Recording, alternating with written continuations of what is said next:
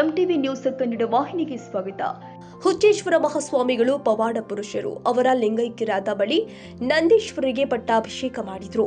ಉಭಯ ಮೂರ್ತಿ ಮೂಕಪ್ಪ ಸ್ವಾಮೀಜಿಯವರು ಭಕ್ತರ ಸಂಕಷ್ಟಗಳನ್ನ ಈಡೇರಿಸುತ್ತಾ ಬಂದಿದ್ದಾರೆ ಎಂದು ಕುಮಾರಸ್ವಾಮಿ ಹೇಳಿದ್ದಾರೆ. ಸೋಮವಾರ ರಾತ್ರಿ ಬೆಳಗಾವಿ ನಗರದ ಲಕ್ಷ್ಮೀ ಟೇಡಿಯಲ್ಲಿ ಇರುವ ಬೆಳಗಾವಿ ಹುಕ್ಕೇರಿ ಹಿರೇಮಠದ ಶಾಖಾ ಮಠದಲ್ಲಿ ಮೂಕಪ್ಪ ಸ್ವಾಮೀಜಿಗಳ ಬಗ್ಗೆ ಭಕ್ತರಿಗೆ ತಿಳಿಸಿಕೊಟ್ಟು ಮಾತನಾಡಿದರು. ಗುಡ್ಡಪುರ ಮಠ ಶ್ರೀಶೈಲ ಪೀಠದ ಶಾಖಾ ಮಠವಾಗಿದೆ ಎಂದಿದ್ದಾರೆ.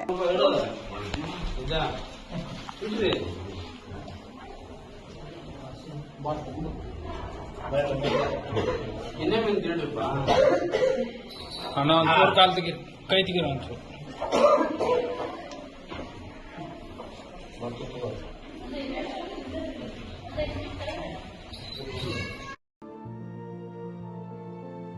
ತಾಜಾ ಸುದ್ದಿಗಾಗಿ ಎಂಟಿವಿ ನ್ಯೂಸ್ 24x7ಗೆ ಸಬ್ಸ್ಕ್ರೈಬ್ ಮಾಡಿ ಮತ್ತು ಬೆಲ್ ಐಕಾನ್ ಅನ್ನು ಒತ್ತಿ. ತಪ್ಪದೇ ಲಿಂಕ್ ಶೇರ್ ಮಾಡಿ.